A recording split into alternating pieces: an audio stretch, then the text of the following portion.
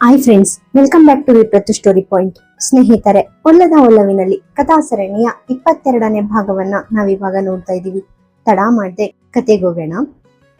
ಅವಳು ತನ್ನ ಇಡೀ ಲೈಫ್ ನಲ್ಲಿ ಅನ್ವಿತಾ ಕಡೆಯಿಂದ ಇಂತಹ ಒಂದು ಭೀಕರವಾದ ಕೌಂಟರ್ ರಿಯಾಕ್ಷನ್ ಅನ್ನ ಖಂಡಿತ ಎಕ್ಸ್ಪೆಕ್ಟ್ ಮಾಡಿರ್ಲಿಲ್ಲ ಇಲ್ಲ. ಪಾಶ್ ನಲ್ಲಿ ಆ ಮನೆಯಲ್ಲಿದ್ದಾಗ ತನ್ನ ಮುಂದೆ ಯಾವತ್ತೂ ಒಂದು ಸಣ್ಣ ಧ್ವನಿ ಎತ್ತದೆ ಕಣ್ಣೀರು ಹಾಕ್ತಿದ್ದ ಈ ಅನ್ವಿತಾ ಇವತ್ತು ಇಷ್ಟೊಂದು ಧೈರ್ಯವಾಗಿ ಇಡೀ ಜನರ ಮುಂದೆ ತನ್ನನ್ನೇ ಬೆಂಕಿಯ ತರಹ ಕೆಣಕ್ತಿದ್ದಾಳೆ ಅಂದ್ರೆ ಅವಳಿಗೆ ತಡೆದುಕೊಳ್ಳಲು ಸಾಧ್ಯವಾಗ್ಲೇ ಇಲ್ಲ. ಸರಿ, ಅನ್ವಿತಾಗೆ ಸ್ವತಃ ಈ ತರಹದ ಚೀಪ್ ಜನರ ಮುಂದೆ ನಿಂತು ಇಷ್ಟೊಂದು ಲೋ ಲೆವೆಲ್ ನಲ್ಲಿ ಮಾತಾಡೋದು ಪರ್ಸನಲ್ ಆಗಿ ಸ್ವಲ್ಪನೂ ಇಷ್ಟ ಇರ್ಲಿಲ್ಲ ನಿಜ. ಆದ್ರೆ ಇವತ್ತು ಅವಳು ಇವರಿಗೆ ತಕ್ಕ ಆನ್ಸರ್ ಕೊಟ್ಟು ಇವರ ಸುಕ್ಕನ್ನ ಮುರಿಯದೇ ಇದ್ರೆ ಇವರು ಲೈಫ್ ಲಾಂಗ್ ತಾವು ಮಾಡಿದ್ದೆ ಕರೆಕ್ಟ್ ಮತ್ತು ತಮ್ಮ ಆ ಕೊಳಕು ಆಲೋಚನೆಗಳೇ ಸರಿ ಅಂತ ಭ್ರಮೆಯಲ್ಲೇ ಬದುಕ್ತಾರೆ ಅನ್ನೋದು ಅವಳಿಗೆ ಆವಾಗ್ಲೇ ಕನ್ಫರ್ಮ್ ಆಗಿತ್ತು. ಅನ್ವಿತಾ ಇಷ್ಟೊಂದು ಖಡಕ್ ಆಗಿ ಮಾತಾಡ್ತಿರೋದನ್ನ ನೋಡಿ ಅವಳ ತಾಯಿ ಹೇಗಾದ್ರೂ ಮಾಡಿ ಪರಿಸ್ಥಿತಿಯನ್ನ ನಿಭಾಯಿಸಲು ಪ್ರಯತ್ನಿಸಿದ್ರು. ಅವರು ಅನ್ವಿತಾಳಿಗೆ ಸೌಮ್ಯವಾಗಿ ಗದರಿಸುವ ಧ್ವನಿಯಲ್ಲಿ ಹೇಳಿದ್ರು, ಅನ್ವಿತಾ, ಹಿರಿಯರೊಂದಿಗೆ ಮಾತನಾಡುವ ರೀತಿ ಇದೇನಾ? ನೀನು ಕೇವಲ ನಿನ್ ಗಂಡನ ಮನೆಯನ್ನ ಮಾತ್ರವಲ್ಲ, ನಿನ್ನ ಒಳ್ಳೆಯ ನಡವಳಿಕೆಯನ್ನು ಕಂಪ್ಲೀಟ್ ಆಗಿ ತ್ಯಜಿಸಿ ಬಂದಂತಿದೀಯಾ? ತನ್ನ ಹೆತ್ತ ತಾಯಿಯಿಂದ ಆ ಮಾತು ಕೇಳಿದ ತಕ್ಷಣ ಅನ್ವಿತಾ ಅವರ ಮುಖ ನೋಡಿ ವ್ಯಂಗ್ಯವಾಗಿ ನಗ್ತಾ ಹೇಳಿದ್ಲು, ಅಮ್ಮ, ನಾನಿಲ್ಲಿ ಅಸಭ್ಯವಾಗಿ ವರ್ತಿಸುವಂತಹ ಯಾವುದೇ ಸಂಭಾಷಣೆಯನ್ನ ಸ್ವತಃ ಸ್ಟಾರ್ಟ್ ಮಾಡಿಲ್ಲ. ವಿರಾಜ್ ನನ್ನಿಂದ ಯಾವ ಆನ್ಸರ್ ಕೇಳಬೇಕು ಅಂತ ಆಸೆ ಪಟ್ಟಿದಾನೋ ನಾನು ಕೇವಲ ಅದನ್ನಷ್ಟೇ ಅವನಿಗೆ ಹೇಳಿದ್ದೇನೆ. ಸರಿ, ಆ ವಿಷಯವನ್ನ ಇವಾಗ ಇಲ್ಲಿಗೆ ಮರೆತು ಬಿಡಿ. ಅಮ್ಮ, ನನಗಂತೂ ಇವತ್ತು ನಿನ್ನ ಮತ್ತು ಅವ್ರ ಮಧ್ಯೆ ಯಾವುದೇ ದೊಡ್ಡ ಡಿಫರೆನ್ಸ್ ಕಾಣಿಸ್ತಾನೆ ಇಲ್ಲ. ನಿನ್ನ ಈ ಹೆತ್ತ ಮನೆ ಇವತ್ತು ನನಗೆ ಹೇಗೆ ಹೊರ ಒಂದು ತರಹ ಪರಕೀಯವಾಗಿ ಕಾಣಿಸ್ತಿದೆಯೋ ಅದೇ ತರಹ ಅವರ ಆ ಗಂಡನ ಮನೆಯೂ ಕೂಡ ನನ್ನ ಪಾಲಿಗೆ ಕೇವಲ ಬೇರೆ ಮನೆ ಅಷ್ಟೆ. ಆ ರೀತಿಗೆ ಆ ಮನೆಯೂ ಇವತ್ತು ನನಗೆ ಕಂಪ್ಲೀಟ್ ಆಗಿ ಪರಕೀಯವಾಗಿದೆ. ನನ್ನ ಬಗ್ಗೆ ಅಥವಾ ಬೇರೆಯವರ ಕ್ಯಾರೆಕ್ಟರ್ ಬಗ್ಗೆ ಅನಗತ್ಯ ಚರ್ಚೆಗೆ ಇಳಿಯುವ ಸಣ್ಣ ಇಂಟ್ರೆಸ್ಟ್ ಕೂಡ ನನಗಿಲ್ಲ. ಸೊ ದಯವಿಟ್ಟು ಇನ್ಮೇಲೆ ನೇರವಾಗಿ ಅಸಲಿ ವಿಷಯಕ್ಕೆ ಬನ್ನಿ. ಈ ಮಾತುಗಳನ್ನ ತನ್ನ ತಾಯಿಗೆ ಮುಖಕ್ಕೆ ಹೊಡೆದ ಹಾಗೆ ಹೇಳಿದ ಅನ್ವಿತಾ ತಕ್ಷಣವೇ ವಿರಾಜ್ ಮತ್ತು ಅವನ ತಂದೆ ಮುಂಭಾಗದಲ್ಲಿ ಕುಳಿತಿದ್ದ ಕಡೆಗೆ ನೇರವಾಗಿ ತಿರುಗಿದ್ಲು. ಇಡೀ ಕಾನ್ಫಿಡೆನ್ಸ್ ನಿಂದ ಅವಳ ಮಾತು ಮುಂದುವರಿಸಿದ್ಲು, ಹಾಗಾದ್ರೆ ವಿರಾಜ್, ನಾನಿವತ್ತು ನನ್ನ ಪಾಸ್ಟ್ ಲೈಫ್ನ ಇಡೀ ಕಹಿ ನೆನಪುಗಳನ್ನ ಮರೆತು ಮತ್ತೆ ನಿನ್ನ ಜೀವನಕ್ಕೆ ವಾಪಸ್ ಬರ್ಬೇಕಂತ ನೀನ್ ಬಯಸ್ತಿದ್ಯಾ, ಹೌದಲ್ವಾ? ನಾನು ನಿನ್ ಮನೆಗೆ ಬಂದು ಆ ಕಿಯಾರಾಳ ಮಗನನ್ನ ನನ್ನ ಸ್ವಂತ ಮಗು ಅಂತ ಒಪ್ಕೊಂಡು ಅವನಿಗೊಬ್ಬ ಒಳ್ಳೆ ತಾಯಿ ಆಗ್ಬೇಕು. ನಿನ್ನನ್ನ ಮತ್ತೆ ನಿನ್ನ ಈ ಇಡೀ ಕುಟುಂಬವನ್ನ ಮತ್ತೆ ಸ್ವೀಕರಿಸಿ ಹೊಸದಾಗಿ ಲೈಫ್ ಸ್ಟಾರ್ಟ್ ಮಾಡ್ಬೇಕು. ಅಸಲಿಗೆ ನಿನಗಿದೆ ಅಲ್ವಾ ಬೇಕಾಗಿರೋದು.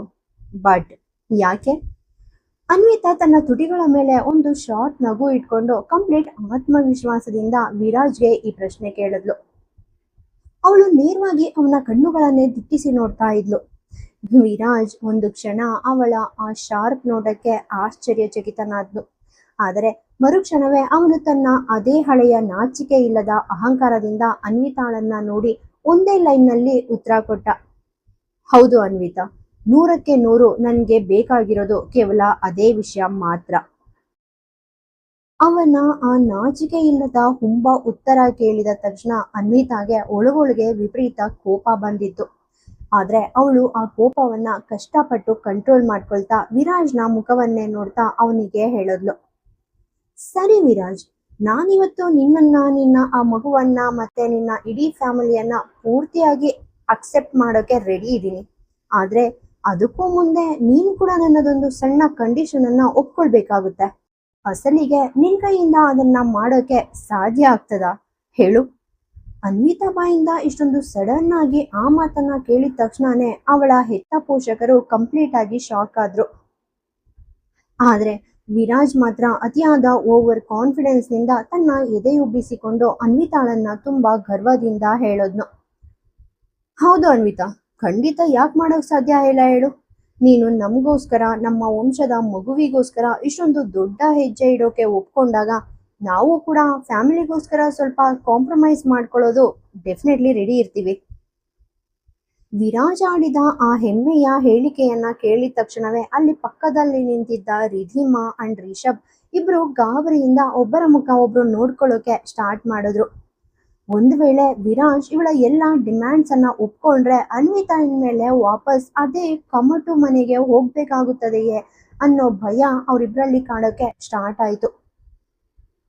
ಅನ್ವಿತಾ ಅಸಲಿಗೆ ಇವರ ಮುಂದೆ ಎಂತಹ ಬೇಡಿಕೆ ಇಡ್ತಿದ್ದಾಳೆ ಅನ್ನೋದು ಅವರಿಗೂ ಗೊತ್ತಿರಲಿಲ್ಲ. ಆದ್ರೆ ಅವರ ಮೆಂಟಲಿ ಆವಾಗ್ಲೇ ಏನೋ ಒಂದು ಕೆಟ್ಟದ್ದನ್ನ ಊಹೆ ಮಾಡ್ಕೊಂಡಿದ್ರು. ಈ ಒಂದು ಕ್ರಿಟಿಕಲ್ ಕ್ಷಣದಲ್ಲಿ ಅನ್ವಿತಾ ಆಡ್ತಿರೋ ಈ ಬೇಡಿಕೆಯ ಮಾತುಗಳು ಅವರಿಗೆ ದೊಡ್ಡ ಮೂರ್ಖತನದ ತರಹ ಕಾಣಿಸ್ತಾ ಇತ್ತು.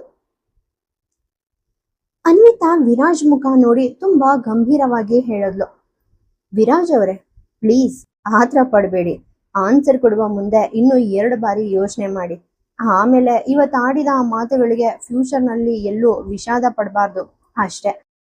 ನನ್ನ ಅಸಲಿ ಮಾತನ್ನ ಕೇಳಿದ ತಕ್ಷಣ ನೀವು ಇಷ್ಟೇ ಆತ್ಮವಿಶ್ವಾಸದಿಂದ ನಿಲ್ಲದೆ ಹೆದರಿ ವಾಪಸ್ ಓಡ್ ಹೋಗ್ಬಹುದು. ಅನ್ವಿತಾ ಮತ್ತೊಮ್ಮೆ ವಿರಾಜ್ಗೆ ತುಂಬಾ ಸ್ಟ್ರಿಕ್ಟ್ ಆಗಿ ಎಚ್ಚರಿಕೆ ನೀಡಿದ್ಲು. ಆದ್ರೆ ಆ ಮೂರ್ಖ ವಿರಾಜ್ ಇನ್ನು ತನ್ನದೇ ಆದ ಅಹಂಕಾರ ಅಂಡ್ ಸುಳ್ಳು ಹೆಮ್ಮೆಯ ಜಗತ್ತಿನಲ್ಲಿ ಮುಳುಗಿದ್ರಿಂದ ಅವನು ಅನ್ವಿತಾ ಮುಂದೆ ಇನ್ನು ಹೆಚ್ಚಿನ ಕಾನ್ಫಿಡೆನ್ಸ್ ನಿಂದಲೇ ನಿಂತಿದ್ದ. ಬಹುಶಃ ವಿರಾಜ್ ಈ ತರಹನೇ ಹುಂಬನ ತರಹ ಬಿಹೇವ್ ಮಾಡ್ತಾನೆ ಅನ್ನೋದು ಅನ್ವಿತಾಗೆ ಮುಂಚೆಯೇ ಚೆನ್ನಾಗಿ ತಿಳಿದಿತ್ತು. ಅವಳು ತನ್ನ ತುಟಿಗಳ ಮೇಲೆ ಒಂದು ವಿಚಿತ್ರ ನಗು ಇಟ್ಕೊಂಡು ರೂಮ್ನಲ್ಲಿದ್ದ ಇಡೀ ಫ್ಯಾಮಿಲಿ ಮೆಂಬರ್ಸ್ ಅನ್ನ ಒಮ್ಮೆ ನೋಡಿದ್ಲು.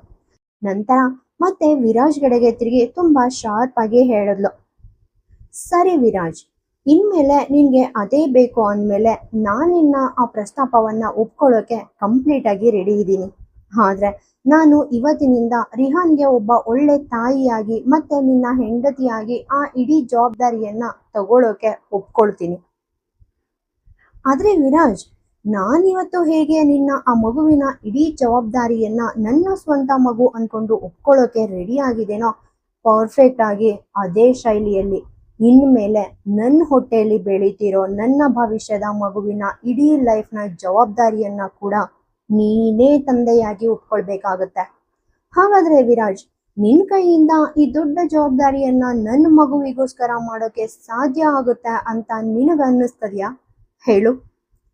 ಅನ್ವಿತಾ ಇಡೀ ಸಭಾಂಗಣದ ಮಧ್ಯೆ ಇಷ್ಟೊಂದು ಕೂಲ್ ಆಗಿ ಆ ಮಾತು ಹೇಳಿದ ಆ ಒಂದೇ ಒಂದು ಸೆಕೆಂಡ್ ಆ ಮುಚ್ಚಿದ ಇಡೀ ರೂಮ್ ಒಳಗಡೆ ಯಾವುದೋ ಒಂದು ದೊಡ್ಡ ಭೀಕರ ಬಾಂಬ್ ಸ್ಫೋಟಗೊಂಡ ಹಾಗೆ ಇಡೀ ಜಾಗ ಕಂಪ್ಲೀಟ್ ಆಗಿ ನಡುಗ್ ಹೋಯ್ತು.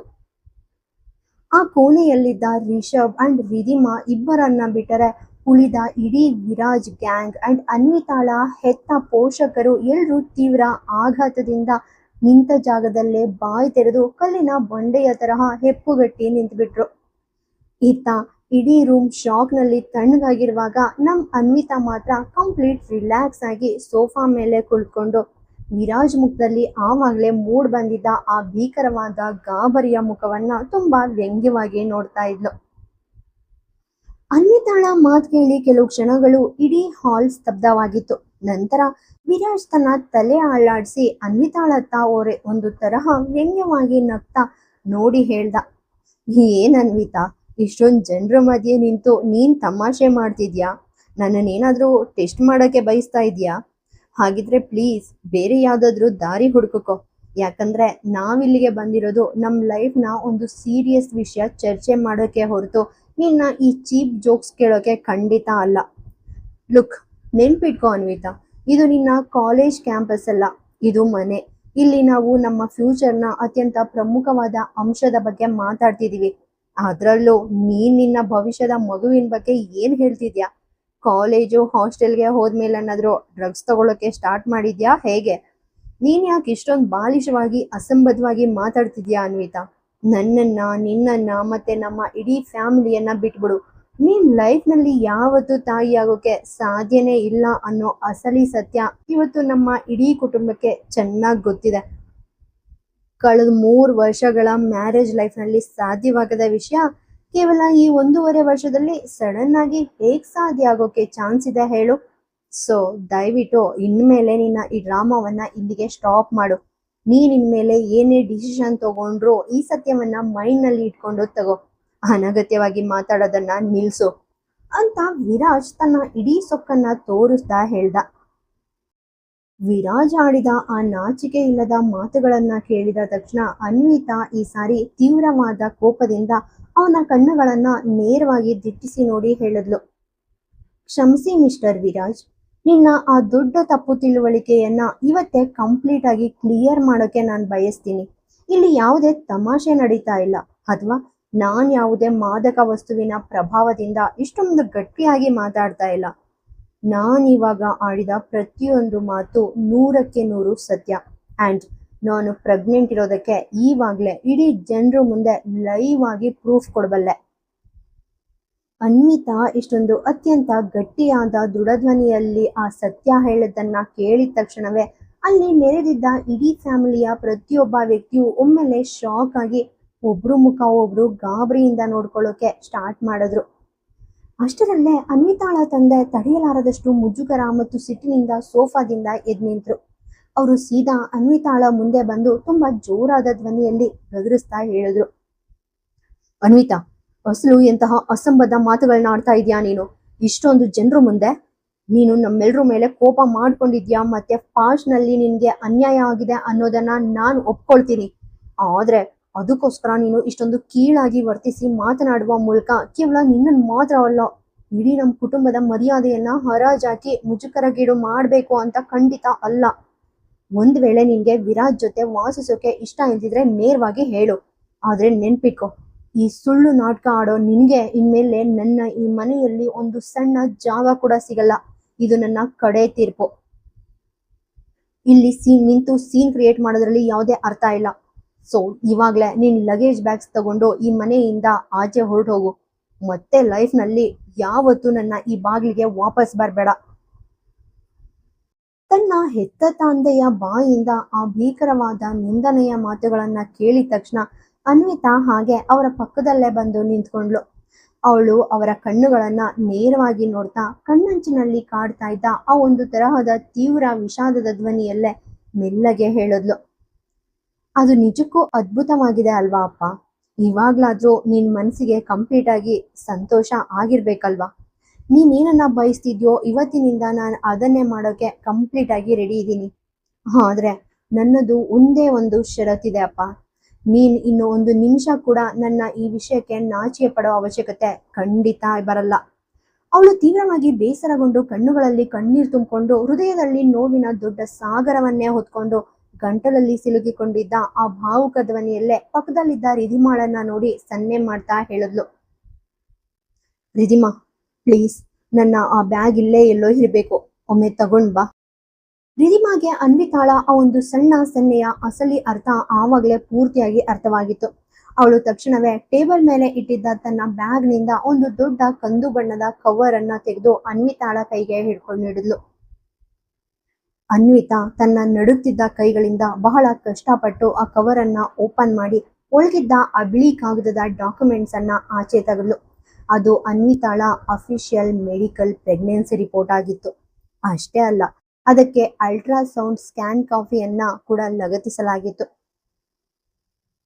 ಅನ್ವಿತಾ ಆ ಇಡೀ ಮೆಡಿಕಲ್ ರಿಪೋರ್ಟ್ ಅನ್ನ ಸೀದಾ ತಂದು ಅಲ್ಲಿದ್ದ ಟೇಬಲ್ ಮೇಲೆ ಗಟ್ಟಿಯಾಗಿ ಇಟ್ಲು.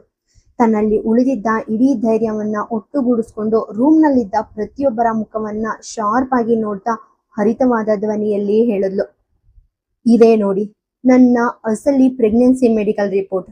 ಈವಾಗ್ಲೂ ನಿಮ್ಮಲ್ಲಿ ಯಾರಿಗೆಲ್ಲ ನನ್ನ ಮೇಲೆ ಅನುಮಾನಗಳಿವೆಯೋ ಅವರೆಲ್ಲರೂ ಧೈರ್ಯವಾಗಿ ಇದನ್ನ ಪರಿಶೀಲಿಸಬಹುದು, ಅಥವಾ ಸಿಟಿಯ ಯಾವುದೇ ದೊಡ್ಡ ಡಾಕ್ಟರ್ ಹತ್ರ ಹೋಗಿ ಇವತ್ತೇ ವೆರಿಫೈ ಮಾಡ್ಕೊಳ್ಬಹುದು.